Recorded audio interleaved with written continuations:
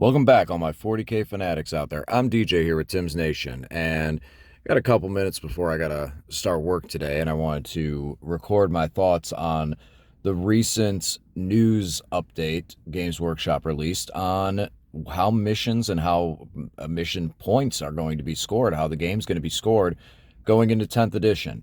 And there's quite a bit to unpack there, and I'm sure there's going to be a lot of people that are going to really do a deep dive and analysis on it. So I'm just going to graze over it because there's one thing that I really want to focus on more, and that is from the competitive aspect, what we look at from competitive play.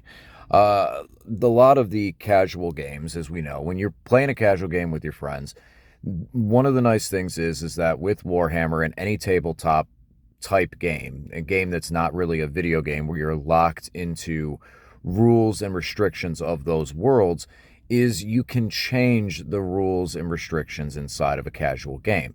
So while Games Workshop does lay out a floor plan for a more casual scenario and casual setting, some of the things that I'd like to talk about with casual is more in list design and list concept, which we won't really see too much of until the index is actually hit. Prior to that, though, we do see how some of the stuff is being planned out for competitive play, where competitive play is more of the locked-in environment. There is a lot more structure on how the games are to be played, and that, while may not be as compelling for some players and some people who enjoy the 41st millennium in that universe, it is a selling point. It is a big, big topic of conversation because there are a lot of competitive players out there and a lot of players who may not consider themselves competitive but enjoy going to tournaments to see friends and to enjoy the hobby. And they might be more on the painting side of things as well too, but they still enjoy the game, enjoy the hobby, and want to enjoy these events, even though they may not take the events as seriously as some others do, such as myself. Now, with that being said, the competitive layout that we've seen from Games Workshop today has given us a lot of different things to think about on how it's going to be done. First and foremost, there's a lot of talk on decks of cards. It states that we will be drawing cards to determine the primary. We'll take back. You'll draw cards to decide on where you will deploy, how you will deploy, and if there is any mission special rules. Now, Games Workshop in their article did make a note of the fact that in some more structured play, these may be predetermined, and I think that's going to be the factor that we're going to see, is going to be the predetermined. However, the interesting spot is that this is broken up over the course of what appeared to be two cards for deployment and mission. This means that tournament organizers you're going to really want to pay attention to a lot of the packs that TOs are going to put out, because tournament organizers will now have the advantage of being able to mishmash how these missions are set up, where as of right now we had 9 different missions that were all locked in, and some would see more than others. Now you have missions that can be scattered and placed in with different mission secondaries. This, I think, is going to be more in the sense of being able to tool out the in general environment, so that if a deployment looks good, if everything looks good about it, but the second mission rule makes a mission very lopsided for a specific army in the meta at that time, such as how Dark Eldar was when they came out, they were able to really tool a lot of the mission secondaries and primaries for their advantage, where there was, I believe at the time, like 2 missions that Dark Eldar, if they landed on, it was nearly an auto win. Well, now in those scenarios, when we wait for things to occur and FAQs to happen, a TO does have the opportunity to be able to eliminate certain parts or change certain parts because of how this is structured now, with those being separated. So I think that's going to be a positive thing moving forward, so that even when we do have armies that may power creep, or we have new books that in the beginning, in the early sense of the edition, are more powerful than some of their index counterparts and make it so that other armies are more difficult to play, the way the mission is set up can be modified to allow for these armies that are very, very, very strong and very current and very up to date and have all the cool new toys, can get dialed down a little bit while we're waiting for Games Workshop to dial down some of the things that have come out that may have been short sights or just not seeing as powerful as they are. And don't get me wrong, I'm not trying to talk badly about how Games Workshop puts out codexes or how their rules are established. They have their team that works on it, and then when you unveil it, you are putting it out there to thousands and thousands of gamers who are going to nitpick and individualize it. And of course, we're going to find cracks in the threshold. A good comparison I want to make is looking at like older video game. I'm a very big fan of speed runs and old video games and stuff like that. Well, these video games for decades were put out on the market, and later on, as people have learned and played these games more and more, they find ways to simply break or glitch the game to be able to beat it faster or skip a boss or whatever it may be, obtain items early that may not have intentionally been in the game, but because of how the game was made and coded, even through playtesting, things like that get missed. So enough on that note, though, for video games in that sense. My general concept is that Games Workshop is limited. It's not a matter of if you put something out that's broken, it's can you correct it? And I think the Games Workshop has had at least good faith with us that they've stuck to their FAQ and chapter approved and all that stuff. They have a schedule and they've maintained it. And on top of that, not only have they maintained that, but they've attempted to maintain the integrity of the game when they've seen issues have occurred. Do they always make the right call? That's questionable. I think the Custodies got beat up a little more than they should have in this edition, where their stratagems went down to one use per. Each of the stratagems that were the problem at the time were one use only, and then we cut the command points in half too, where you look at how much those stratagems cost. It's like, well, with you cutting the command points in half, you can only use these strats once per game anyways, because you're going to run out of CP too quick. So sometimes there might have been some stuff that was slightly knee-jerked or not fully correct. I know terrible English there. My wife would be very upset with me for that one. But needless to say, there is the attempts there to fix and rectify these problems. And Games Workshop is, again, continuing to put a lot of tools in there to fix the game over the time when problems occur. By seeing that weapons have ballistic skill, by seeing all these different, the way that the cards are set up and the way the data sheets are set up, where there's a lot of different separate spots that can be moved around and manipulated and et cetera, et cetera, et cetera. There's a lot of working pieces where a good buddy of mine, Rob, was actually mentioning in chat before, prior to this edition, it really felt like Games Workshop only had two arrows in their quiver. And those two were increase the points or decrease the points, or maybe in some extremes, modify a unit special rule.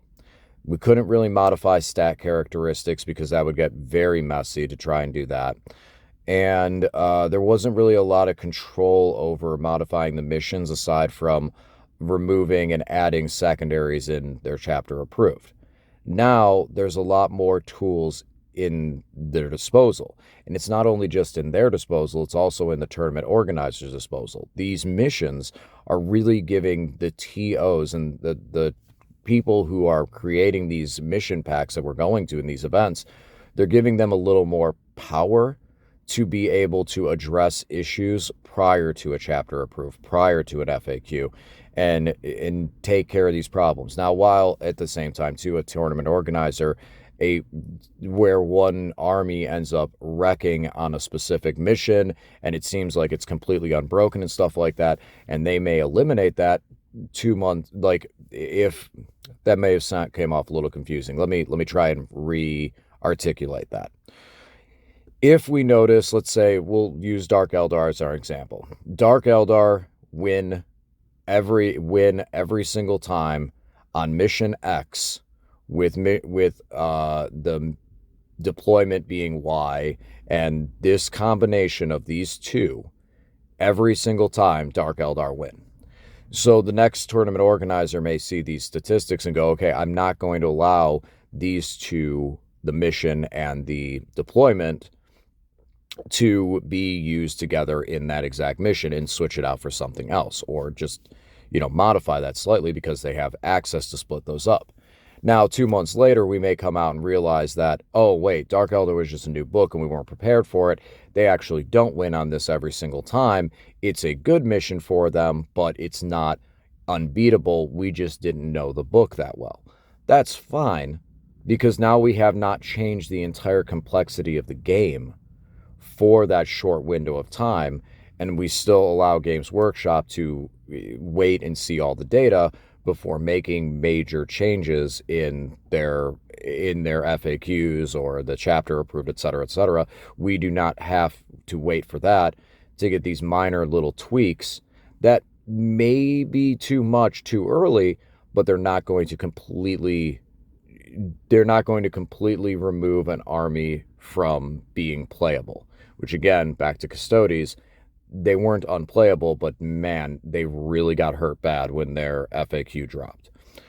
So that's how I was looking for the missions. Now, the secondaries and the gambits, that's the big one I want to cover. So the secondaries, from the way it looked and the way it seemed, I don't think it's not going to change very much for secondaries, except that it looks like we're only picking 2 secondaries. And then there is a locked-in mission secondary for the mission.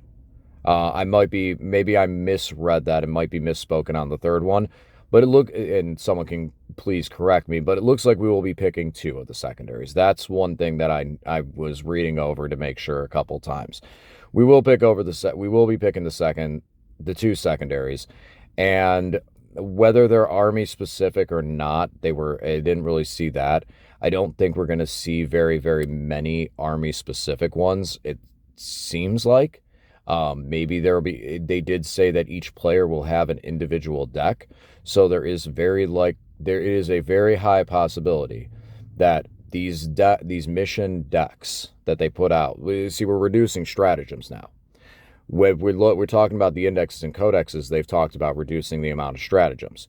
So the deck of cards that comes out for your army may be a mission pack deck of cards where you have the missions and you have this deck that they're talking about, and then the generic ones. You won't have the actual missions and deployments, but you'll have all your secondaries. You'll have those 6 stratagems that are specific, psychic powers if applicable, and probably the gambits, because I'm assuming the gambits I'm thinking the gambits will be a lot less. I'm not thinking that's going to be a massive 40 or 50 card Magic the Gathering deck of secondary objectives and gambits as well. I think it's going to be as we've seen before, like Necrons, they consider the command protocol deck. Well, that deck consists of 5 or 6 cards. So the definition of deck with Games Workshop is basically anywhere from 5 to probably 20.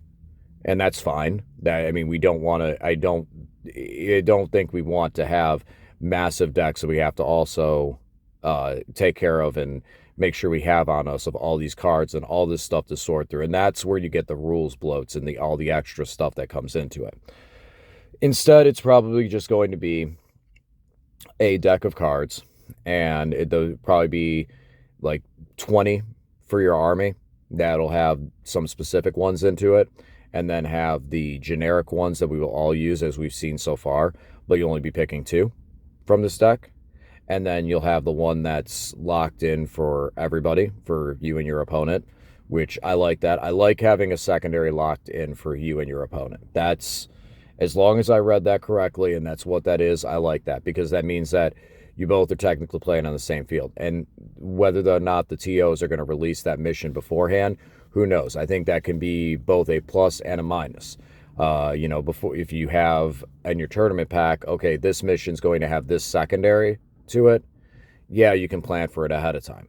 It also might be kind of interesting to go, all right, guys, starting the round, and we start the round by drawing the card, and the mission you're all playing for this is, and then read the mission aloud, and that's what everybody has as the mission for that turn. Also might add a cool aspect to it too, a little bit of a random aspect to it that's still good for competitive play and not completely tipping the game. Segueing from tipping the game, gambits. Wow. Wow, wow, wow. So the way a gambit works is starting at the third battle round, you can pick that instead of scoring primaries, which by the way, primaries went back up to 5 points an objective marker. So it's going to it looks like it's going to be back to the what we've seen, just up to 5 points. You hold 1, you get 5, you hold 2, you get 10. If you hold more than your opponent, you get 15. But they dropped it down to 4 objectives that are being placed. Whether that's going to change for some missions, it does not look like. So it looks like we will just be having 4 player-placed objective markers. I like player-placed objective markers. I really like player-placed objective markers. It really lets you also build an army around these things. You can put the objective markers out further and play a more aggressive army where you're pushing and you're trying to be at the middle. You can play them back and play your style more defensive where your opponent has a lot more board to cover. I love player-placed objective markers. Terrain, different topic, different day. But objective markers, that gets me my okay. Now, with primary, that's always been locked in. This is what you do. This is how you score. Now we see that on the third battle round, you can elect to swap out the primary for a gambit. And a gambit is basically a really tough, really hard way to suddenly score a bunch of points really quickly. So if your as they said, if your primary game has gone south, so if you're losing a lot of points on primary, if you have, you can't hold objectives and you got like 8 points after 2 turns and you're going into turn 3, I'm sorry, you have 10 points for 2 objective markers as your primary and you're going into turn 3 down a lot, down a bit. Basically at 10 points, you're 35 points off of the maximum possible points that you could score. You may be wanting to start reconsidering how you're addressing this game and how are you going to come back on these points that are lost. That's what the gambit is there for. The gambit lets you have a possible out. So now this to me, for the first gambit we've seen, it is a scary, difficult kind of concept. I don't know. It's really hard for me to say what I feel about this yet. Because the one that we've seen, and the wording on it is interesting. And as I say this, I'm going to give a couple seconds if you're able to kind of pull up the gambit that they revealed today. There's some wording in there that's kind of interesting on how this works. So the gambit that they showed was basically that you need to get a unit that is not battle shocked. So battle shock units cannot help for doing this gambit. You have those units that are 9 inches away from the corner of a battlefield edge. And units cannot be part of your deployment zone as well. Now, the way this is worded, how it says the deployment zone, but then it also says for each table quarter other than this one. My belief on initial reading, and correct me if you see it differently, this would be a great topic for conversation on it. It looks like you have to start to even perform this gambit. One of your units has to be 9 inches away from a table corner that you do not control. So you have 2 options in most scenarios of not in your deployment zone. So you have 2, maybe 3 in a table quarters mission that you have to be in to even be able to perform this action at a base level.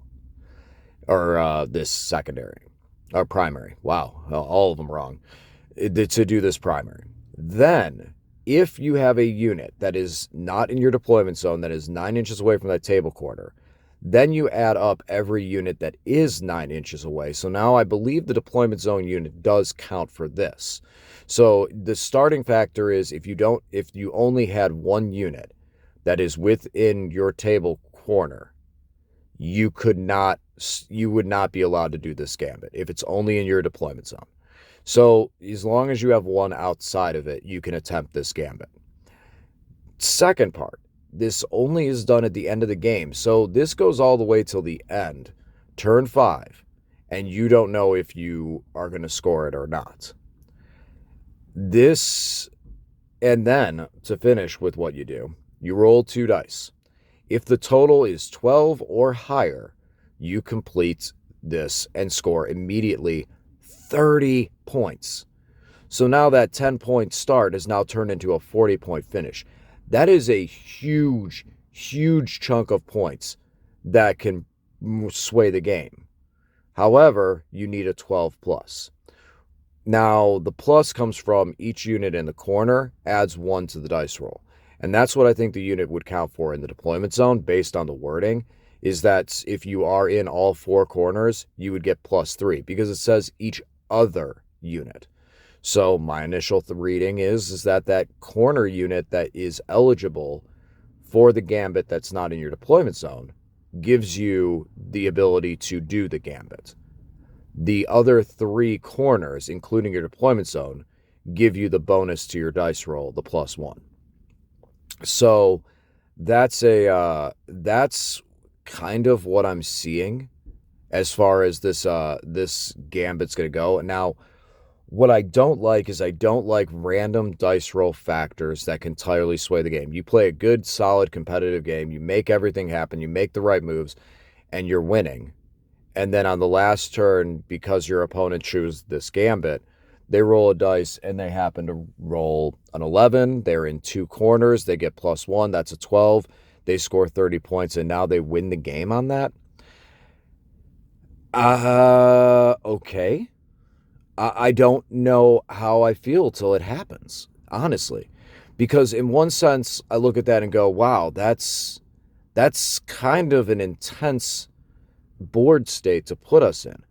But when you look at all of the restrictions, one, you can't be in your deployment zone. Okay, so when your opponent on turn 3 says, I'm changing over to this gambit, then you go, okay, I'm going to pummel everything in these corners. Now I don't need to focus on objectives anymore.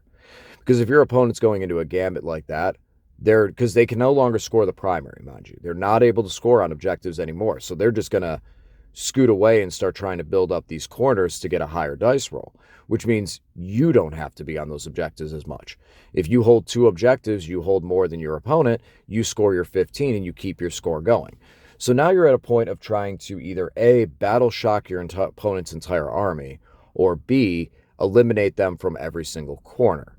And based on if they go first or second, this can be kind of a lofty goal for them to be able to get at the end.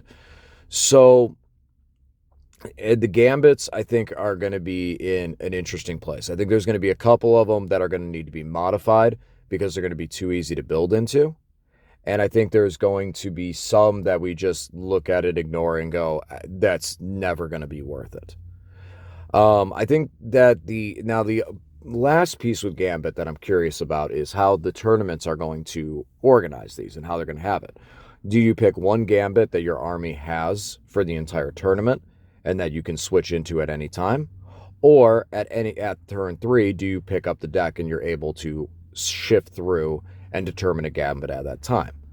I think both are fine answers. I think we might see both ways of this being put out there.